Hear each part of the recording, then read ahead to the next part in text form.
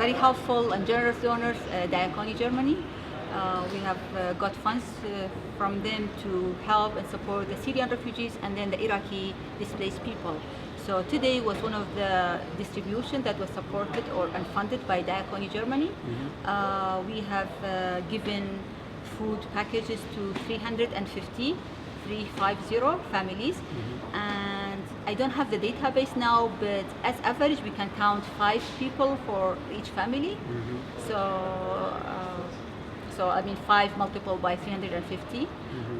Actually, we have all the information in our database, but I'm sorry that I didn't bring that information with me. And the package is like a full package that you have seen.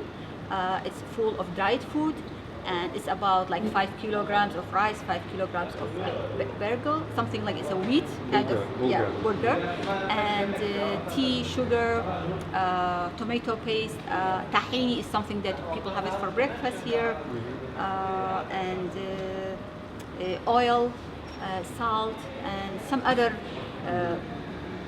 things. So it's about, we can say, depending on the size of family, it can be enough for 2 weeks or 3 weeks or little than 2 weeks, depending on how many people are in one family, because we give the same package to all the families. And the beneficiaries were mostly Yazidi. Yazidi is a minority religion in Iraq, and there were some families, they were Christian. They're Christian. So actually we work for all the displaced people, not only the minorities. But since like we worked with for all in June and July, but since the August crisis that focused on the displacing or that caused displacing Yazidi and Christian, and they are both religious minorities in Iraq. So because of that, in August we focus our efforts mostly to help and support the Yazidi and Christian IDPs or internally displaced people, because they are more vulnerable. There have been more violence used against them, and they have recently arrived, so they need immediate help. Can you say something about the assessment and registration process that you operate? Sure. First, before any distribution, we try to find the most vulnerable. I know that all the IDPs, all the internally displaced people are vulnerable and need help, but there are levels, you know, like this level is more vulnerable than the other, and so there are different levels. So we try to find the most vulnerable group at that time, and we do that through our communication, relationship with the host community, with the local authorities, with the UN agencies and coordination meetings, plus our observation and our visits to the sites of IDPs. So depending on that, we choose some sites and go and fill the assessment forms. And the assessment form is more than 30 questions with some question has more than one, it includes more than one question. It's simple question like names and information like names, family, then the size of the family and the female and male age groups, and then the previous address, current address, if they have source of income, I don't know, if they have disabled, people with chronic diseases, people with disabilities, elderly people, the situation of the house or the shelter, the assistance that they have received up to this moment. So all this information, and we put that in our database, and we categorize them like who is the most vulnerable, like okay, the family who have more bigger number of family size, they are most vulnerable than other, or the one whose some income is better than no income, and then the people who have with disability, they are more vulnerable, and so on. And the other factor is if they have just arrived, you know, it means that they need more help, and then the place where they live, if they can rent a room. It's not ideal. Still it's bad if they have one room for everything. But when you compare that person who afford to rent one room with a person who is sleeping on the street or in a park, then this family look better. It's not perfect, but better than the other. So and somebody who is renting one room for one family is better than being in a school room that's for 5 families, and they can be there until 2 weeks from now. After that, they are kicked out. Not on purpose, but students need to go back to school. So they all need help, but there are different levels, and that we choose the most vulnerable at that time, depending on the best knowledge that we have, and then we make a list and we call those families themselves or send them text messages, and then sometimes we get help from their representatives to tell them, and then to tell them, okay, in that day, at that time, in that venue, you receive, come and bring your documents with you so that you receive help. So this morning, people came that they were informed yesterday, and they come with their IDs, like identity cards, and then in the first place, the first desk, they find their name to check that they are in that list for today. And then when they are in that list, they give them a piece of paper to prove that. They go to the second desk, and the second desk, they fill a voucher receipt for them, putting the full name and then the current address and phone number, and then they have fingerprint. And then the third place is to go to the truck and receive the food. When they give that receipt, voucher, to the other employee, other staff member, and then they receive the food. So we do that. Maybe it's a little bit long process, but we make sure to not to have duplication and not to have the same family receive twice in the same day or in 1 week. And then we are responsible, we are accountable to the donors. So we like to have all the names, and then after we give that help, we distribute that aid, we put again the names and the information, even the receipt number in the database, because we're accountable to the donor, and we are happy to share that. Some donors like to have it immediately, some donors maybe they ask for it one day, so we want to have everything in place whenever they ask for it, to give it and share it with them. Do you have a rough idea what percentage of the IDP community in the Erbil area is currently able to get access to adequate shelter and basic food and non-food items? How far do the services, not just from REACH, but from the internet, from the local NGOs and international NGOs and from the UN system, how far are the available services able to reach the need that is out there? Well, it's not that much, and it's sorry to say that, but it depends how do you define if their needs are met. You know, if can you define like the person who live 5 families in one school room, if that person have adequate shelter, and that means that their shelter needs have been met or not. You know, how do you define that? Can somebody who rents a hotel room, one hotel room or one apartment room for this month, and they are not sure if they can pay the rent for next month, if they have adequate shelter? You know, so it depends how do you define that. If this is secure, so actually I can say most of the people, most of the needs have not been met, but like there are little things have been done. I mean, different NGOs, different agencies try to help, but the number are huge. So the number that we can reach is at most maybe, I mean, with all of us together up to this moment, maybe 20%, 25%. I mean, and when we reach these people, it doesn't mean that we give them everything that they need. We meet all their needs. We like, but we have limited capacity and limited fund that we can provide. So, and then, for example, in my organization, we don't work in shelter right now. I mean, we have only one possibility with UNHCR to do something about shelter, something small. But in one city, in the rest of the cities, we don't have anything about shelter. So I mean, the needs are a lot. So what would you say, in your experience and in the experience of REACH, what would you say are the biggest challenges you're facing right now in responding to this You mean situation? as REACH or as humanitarian organizations? As REACH. As REACH, well, it's a huge number. When you see this huge number, you feel how can it's possible to cover, you know, all of them to be covered, not only by REACH but by different agencies. So that's one of the challenges.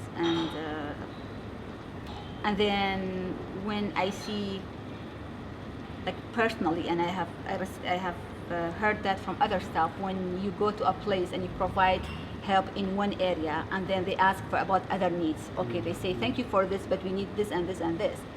And you say sorry, we don't have it, but then they ask again in a different way. This person asks 3 times in different ways, and you go, and then the other family and the other people ask the same question. We feel bad for them. We try to explain. I don't complain, but I feel bad that they cannot say, sure, we can do that, or sure, I'll call the other organization to do. All what we say is, I say, okay, we try to tell other people, we try to share the information or your needs with other agencies, with other actors in the coordination meeting, and hopefully people can do something about it. But we are not sure how much that can be effective, because there are limited capacity, and there is some coordination, but actually even the coordination is not up to the level that we wish. I mean, there is some, and we are happy about it, but it needs to be more organized and more intense and real coordination. Sometimes people like to call it coordination. I mean, they meet together, but every meeting doesn't mean coordination. So the other challenges are, okay, when you choose some families and you don't give it to all of them, it's difficult for them to accept that criteria. You know, if they are in a hotel, if one family, I met one family today, they live in an apartment with, like they rented an apartment, 4 rooms, for four families. So each family paid $200. So, and 7 to 8 people have only 1 room, and they share bathroom and kitchen. Okay, they are in a bad situation. I understand, and I totally understand. They don't have TV, they don't have all the needs, and they don't have enough food, and they don't have job, and they have chronic disease. Only that family, I heard their story, and they have chronic disease, and they need a surgical operation. One of them, okay. I feel very bad for them.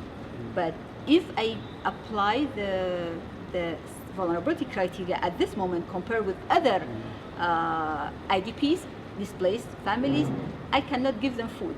But I don't say the food is solving their problem, but at least something for a while. They feel happy about it, and it means their needs for a short time, for 2 or 3 weeks. But I feel bad that I cannot give them that according to that criteria, because they are better in compared with other families. They are not good. So this is another challenge. I mean, it's, I can see that. and of course another challenge is when I see, we appreciate that the UN agencies are here and work, but they are much slower than you expect, and their bureaucracy is too much and too high, and their service is too expensive. They do some, I don't know, like some fancy things, like fancy hotels, everything is fancy and expensive. So their service is very expensive, while their action is very slow. So I feel happy when people they're here and they serve, but I wish they were more reasonably spend money and have better planning. Okay, IDP crisis is not new. Okay, since June, I mean, even before June they were displaced people, but since June it's very clear, and still they haven't built one camp in Suleimania, Erbil, and Kirkuk, or in any of the Kurdistan, like cities in Kurdistan for displaced people. Why? Okay, I know it needs planning, I know it needs time, but they have contingency plan, and it was like there was some indication about that, and we haven't seen. Still, they say we look at the site, one of the site, and see if it's good for a camp. Come on, it's a humanitarian crisis. People die. I mean, it's, you need to act. Okay, people are in school. What can they do after 2 weeks or 1 week? People are in public building. People are in unfinished building. Okay, they can be there today, or up to 1 month, and then when it's raining, when it's cold, they cannot. So you need to act quick.